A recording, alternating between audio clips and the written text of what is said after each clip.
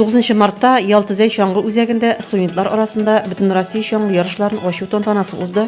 Спорт чарасы Россия Федерациясендә шаңғы спортын үстерү максатыннан оештырыла.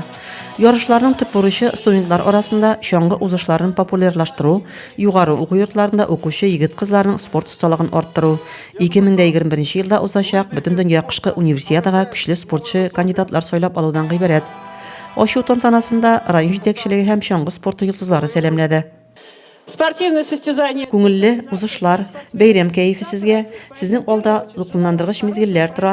Һәрбегез яхшы күрсәткечләргә ирешсен, ди Ольга Данилова. Чтобы эти соревнования Әлеге ярышлар бәйрәм рухында узсын, Бүтән дөнья кышкы универсиадага гына омтылыш булмасын, һәркем үзен җиңәргә тиеш, ди Галина Шлыкова. Беренче көнне классик стиль белән 5 чакрым дистанциядә Смоленск өлкәсеннән Анастасия Фалеева, 10 чакрымга классик стиль белән индивидуаль узышта Татарстаннан Сергей Ардашев чемпион булды. Икенче көнне спринт ярышларында Чувашиядан Кристина Кускова белән Мәскәүдән Федор Назаров җиңүче булды.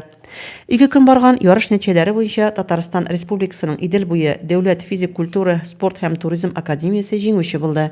Пенза дәүләт университеты 2, Чиләбе өлкәсе Көньяк Урал дәүләте университеты 3нче урында.